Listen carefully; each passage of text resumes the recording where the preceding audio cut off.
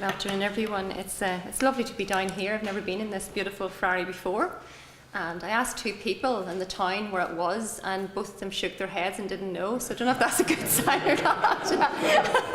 Maybe just got the wrong people.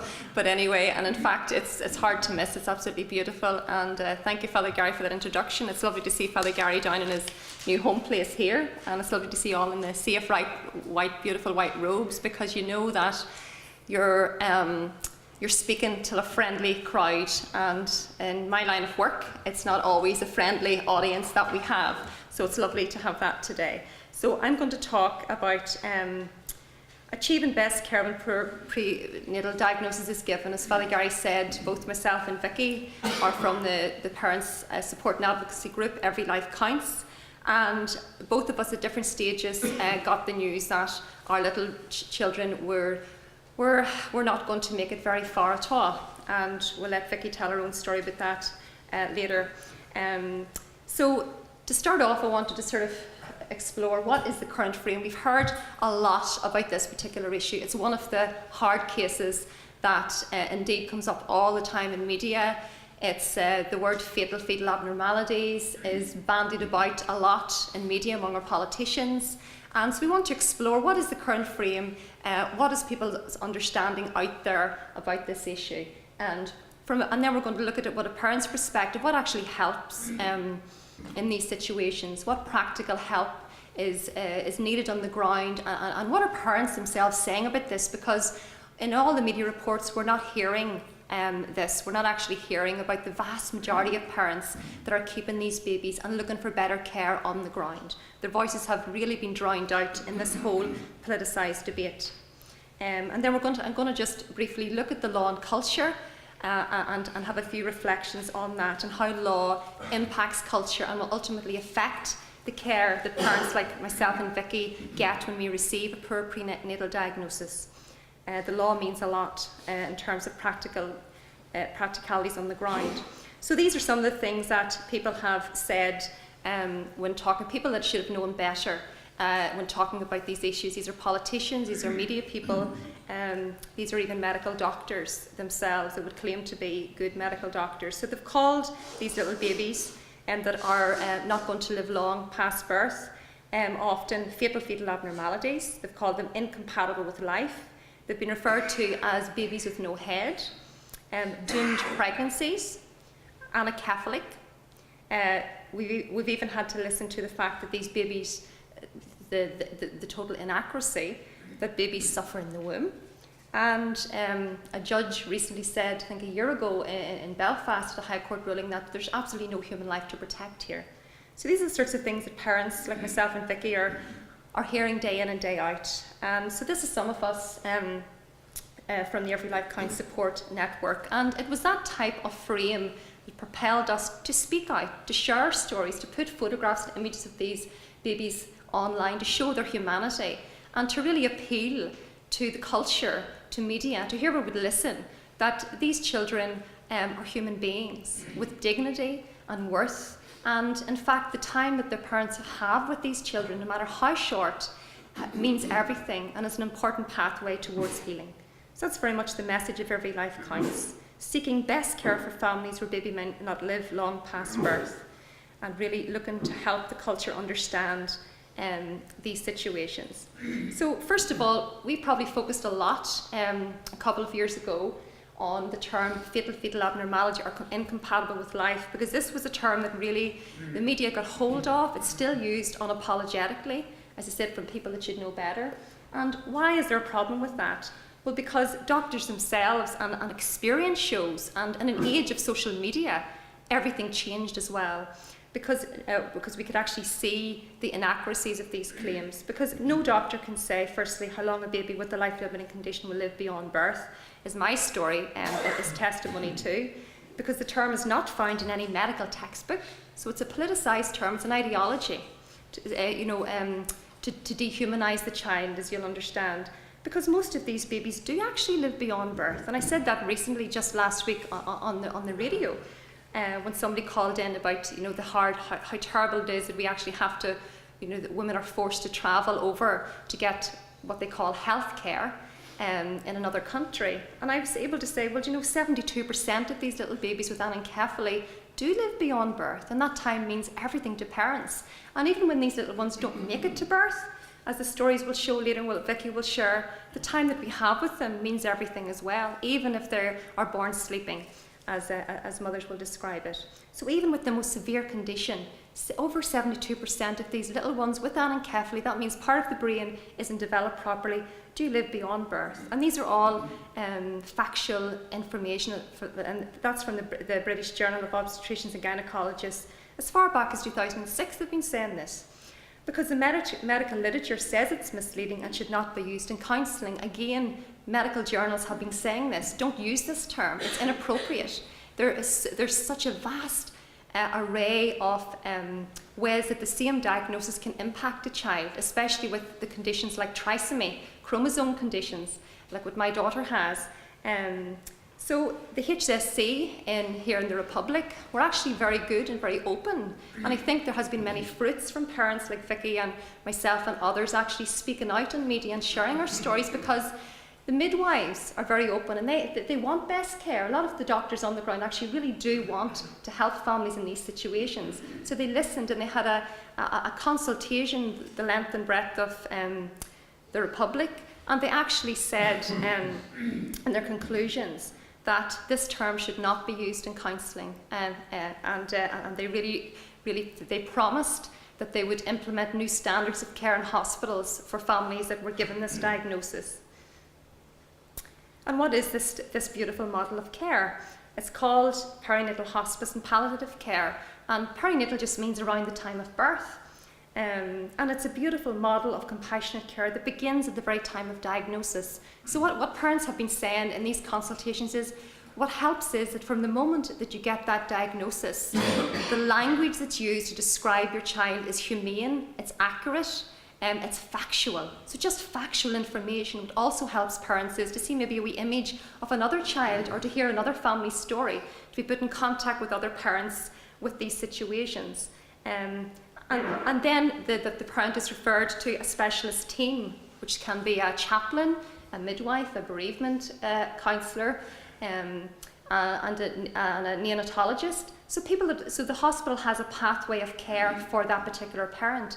And the problem, as I see it actually, is that, and we've heard in the north of Sarah Ewart and these difficult cases in the south, where parents were told in a very inhumane way. Imagine being told at 20 weeks, when you're all excited and you're going for your scan, that your baby is incompatible with life, that it's not going to live, and that is the worst thing a parent can hear, and fear comes into it. And so it's very, very important when we talk about the model of perinatal care. It's a whole model that includes telling a parent in a right way. So you can understand that many of these parents, very much encouraged by family and friends and their husband or their partner, just get rid of it, just end it quick, as if this is going to help. And of course, what's not discussed is the reality of that choice. I've even heard mothers say that they were told at that scan, and that they were really encouraged to go for a termination. You're going to have to go to England because the law doesn't allow it here, and as if this was going to be some sort of medical treatment, rather than actually abortion. And that's not good enough. And I'm really glad that hospitals and different medical teams are actually beginning to listen and to implement this care on the ground. So perinatal, it's a beautiful and a practical response to one of the most heartbreaking challenges a parent will ever face. It's a pathway to healing. It means continuity of care, information, counselling and support. And it is a much, much better answer, as you'll agree. And you'll see that on Twitter and on Facebook, these lovely little short videos that Every Life Counts are putting up now. And another very good group, One Day More, also in the south. And they're putting up, so we can actually see little short videos of the baby being born, the baby being held, footprints being taken, photographs being taken of the baby once it's born, and all the rules are laid aside for that family. They're given a room away from the rest of the healthy crying babies, and they're given a special room, and their families can come in and th're given time and they can bathe their baby, they can feed their baby, and often these little ones are sent home because they're surviving better than people expected. Sometimes they just live for a few minutes. But that is the type of care that parents are saying is such an important pathway to healing for them. And so at the worst of times, we should have the best care possible. So this is the perinatal hospice care is when the welfare of the mum, dad, and the baby is all intrinsically linked. So it's not the mother versus the baby. It's the mother and the baby. And so it's about pouring a lifetime of love into those hours or days with the child. It includes the support of extended family and friends. A chaplain is present if desired. Often, most people want their baby baptised at that time, and that sort of spiritual support. Specialist photographers will now come in for free and actually take wee pictures of these babies. Now Lay Me Down to Sleep is one such organisation. And even in preparation during the pregnancy, other family members or siblings can make little hats with the initials or little blankets, and little albums can be made up. And there's organisations like Filicon that will provide little memory boxes. So this is all perinatal care. So it's important that you know this, because in your line of work, you will meet, when families or a grandparent or an aunt or a friend has somebody that they know and love that has this news, they're looking for help, they're looking for support, they're looking to understand it. And it's very important that parents are given that immediate sense that there is hope, that there is a pathway there, that other parents have went through this journey before, and it's not all doom and gloom. And that their baby is important and matters.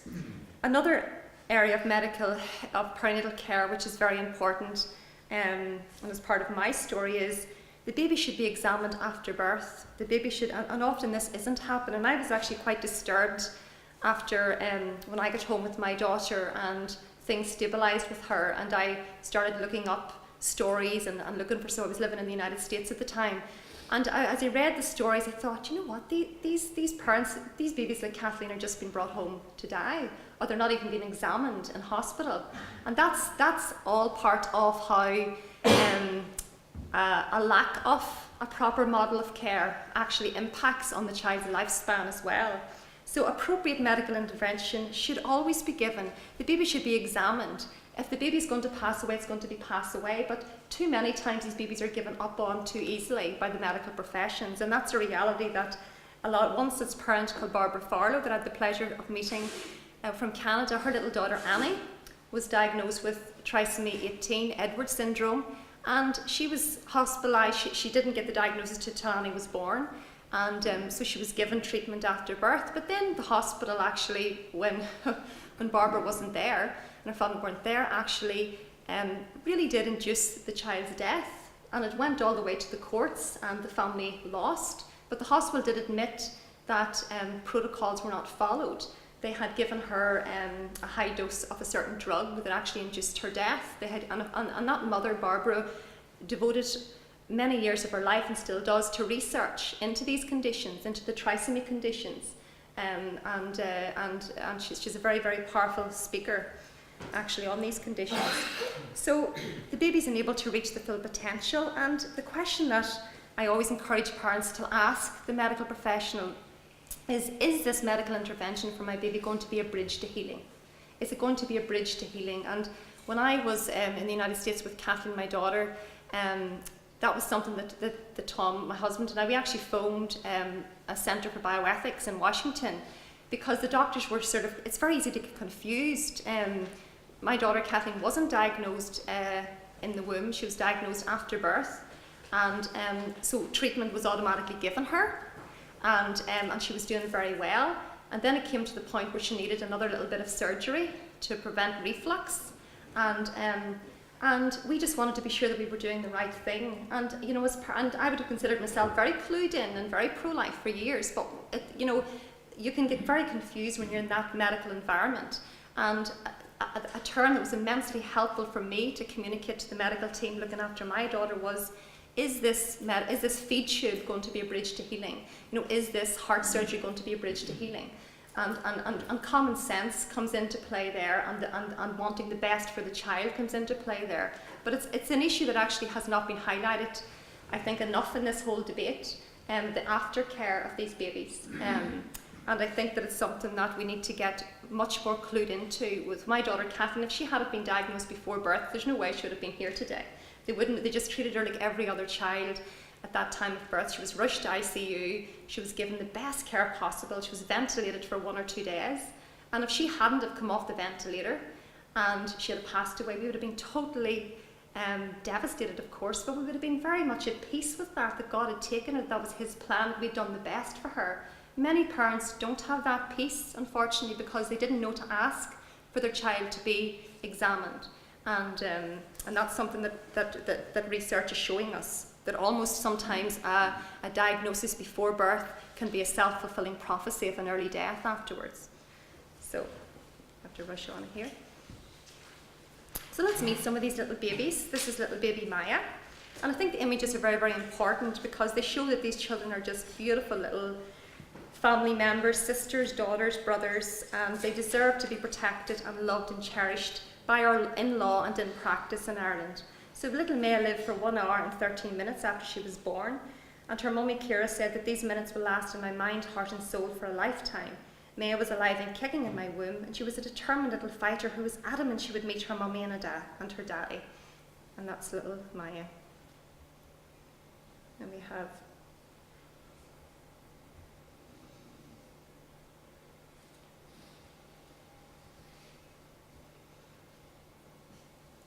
So this is Aileen. Aileen has a lovely short video up on the website Every Life Counts. And Aileen had twins, and one of the twins, Lillian, was diagnosed with anencephaly. And one of them is a perfectly healthy little girl today, and little Lillian, she passed away after birth. So Aileen says that I was told that she wouldn't live after birth, but she did for 6 days. When you're told you're going to get nothing, to get 6 days is just a miracle. And I'm so proud of her that she lived for 6 days. And that's very much the reality of how we see our children on the ground as parents. Certainly not as these unhuman fetal abnormalities. They're precious little children that will live on in our hearts and minds. These are just photographs that take a wee bit longer to load. That's Grace. So this is little Grace. This is Grace Sharp speaking about her baby Lily Joy, who lived for 4 hours after birth with trisomy 18. And she said, I look back knowing I did everything I could possibly do to make sure she got here and to know that she was so loved. And Grace went with us to Geneva. She was one of the mums. And when we went there about 2 years ago to speak about with other mothers from around the world, it was a fantastic day, and it did make a difference. So this is little baby Miren. Miren was born, her mum said, 2 fists in fighting position, ready to take on the world, and fight she did for 6 whole weeks. She was an amazing little girl who made a huge impact on us all. And that's Mandy Doon speaking about her little girl Miren, who lived for 6 weeks after birth with trisomy 13.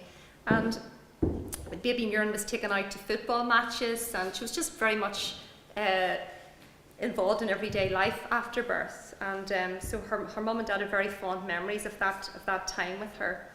And they said that they just wouldn't change that for anything. And this is a beautiful quotation here from Tanya, a lovely young mother speaking about her daughter Lily, who was diagnosed with an anencephaly. She said, her imperfections are beautiful to me. I'm blessed to have seen her beautiful face and touched her tiny hands. I wanted to give her every chance. And these children are very much remembered every year. Their birthdays are remembered. Their resting places are just treated with such dignity. And this is Carmel speaking about her baby Mark, who had anencephaly. And she said, I'm the mother of a dead baby. I know that ravaging and terrible pain. Yet we have the comforting knowledge that we did all we could to give him life. Our greatest comfort now in the face of what was undeniably a tragedy is that we didn't hurt him and he didn't hurt us. Beautiful words, I think, from the mums. Such a privilege for me to have met them. And to have met Vicky today. Just met Vicky today, because a lot of us, it's like an online forum, Every Life Counts, so we don't get the chance really to meet up that often. And this is Sarah. Sarah was also one of the mums that went with me to Geneva a couple of years ago. And she's mother to baby Sean. And it's a beautiful wee photograph that was taken by the professional photographers now lay down to sleep. They went into the rotunda when Sean was born. And Sean was diagnosed with trisomy 18. And all of these are caused by an extra chromosome. and he lived for 2 days after birth. And her mother Sarah says, so I wrapped him in love for those 2 days, 2 wonderful days we will never forget. Sean has made us the proudest parents in the world. He's made us better people, and for that we are forever grateful. And with Sarah's story, she had, she talks with love and affection about her time with Sean, but she was very happy with the care she was given. But Sean was diagnosed with trisomy 13 while in the womb, and she said that there was absolutely no aftercare for Sean in the hospital at that time. She said that, for example, she was concerned that he wasn't feeding. She wanted to feed him with the bottle, and the midwife obviously didn't mean any harm, but her words actually haunted Sarah, because she said, it doesn't matter if he feeds, it doesn't really matter, don't be worrying about that, pet. And so she often thinks now, should he have been given IV fluids? Was he hydrated? Did he die an uncomfortable death? And that's very hard for a mother to cope with, because there hasn't been enough awareness, and parents really haven't known what to ask for. You hang on to every word of the medical professions, and they themselves, the intention is often not a bad one when they don't examine these babies, but the medical literature has traditionally not been focused on these cases, because there's only 1% of pregnancies. There's only around 1% of pregnancies that there will be a diagnosis like this come through, so it hasn't been prioritised. And I think that in terms of perinatal care and more awareness about these conditions, and awareness that there is treatments out there and the children are doing better than people first thought.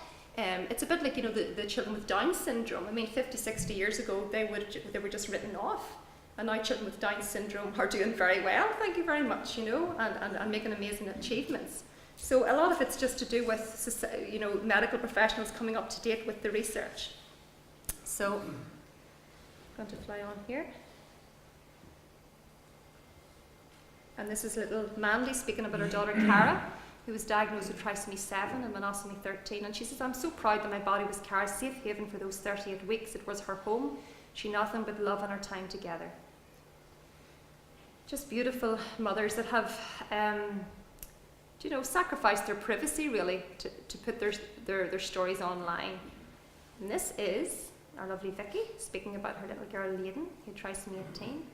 And Vicky can speak herself, but I think this quote's beautiful, and I share it when I'm doing a talk. If our love could have saved you, you'd have lived forever. And we're going to hear more about Vicky's experience as a bereaved mum. And that's my little rascal. She was born in Seattle in 2006, and that's 4 of her siblings at that time, and that's about 2 days after she was born. She was only in the ventilator for about a day, and then her diagnosis came through around about that time. And as I say, she was given the best medical care possible. It was one of the leading hospitals in the world. We had no clue we were living beside such a good children's hospital, and the doctors were very positive. But then her diagnosis came through, and it became a little bit more of a challenging to actually get her the treatment that she wanted, that we felt she was entitled to. And I suppose our story with Kathleen is that, she's now 11 years old. She's just defied all medical expectations. We were told that 90% of these children don't make it to the first birthday, and very much our whole mentality was, let's just let her reach her full potential, whatever that is. Just let Kathleen reach it. We just wanted to protect and to encourage her to reach her full potential, and so we came home to Ireland about a year or so after Kathleen was born, because she was great from 0 till 12 months, and then she started to get sort of apnea attacks, where she would stop breathing many times during the night. And so we sort of had struggles at both sides of the Atlantic, sort of dealing with the medical professionals at the time. Some were very good and very supportive, others weren't. Our main concern with Kathleen, I suppose, was that when we were discharged in Seattle Children's Hospital, I think they really liked us. They liked Irish people there. We became very well known in the hospital. She was in for 6 weeks, and I think they sort of thought, these poor people, they didn't know what they were going to get. This child wasn't diagnosed. I had a beautiful 20-week scan. She wasn't detected. So they thought, we'll help them. We'll get her till a certain point. And Kathleen constantly responded to treatment. She had a fundable occasion done, which helped her reflux. And she had a feed tube put in. But they didn't want us to take home any equipment for her, not even a monitor to check her breathing, no oxygen on standby in case she would need it. And when we took her back, because she started to struggle we literally had about a year where she was doing really well. And we took her back, and they just said, no, we can't treat this child. And we said, why? Can you, our insurance is in order. They said they had in their notes that was it. They were drawing a line under her episode of care, and they didn't. And all she really needed actually was some medicines at that point to settle her tummy, because she had a lot of acid in her tummy. So anyway, it's a long story, but the gist of it is Kathleen is doing very well. She's 11. She goes to special school every day. She's just a beautiful wee character, and very much the heart of our home. So I just want to, before I bring Vicky up here shortly, is to talk about the choice. You hear this all the time in media. Well, certainly, and we'd be asked this a lot, that's lovely, your baby's, your girl's doing well, she's 11. Tracy, Vicky, it meant a lot to you, for you to continue the pregnancy and give your baby every chance. But what about those parents that don't want that? What is it? And of course, we never hear what the choice is. And actually, in the maternity hospitals in Ireland, they don't go through what the choice is for that parent. They talk about it in terms of medical treatment and healthcare. So the reality of these abortions are that they're late term, the baby receives a lethal injection into the heart, and then the mother still has to give birth.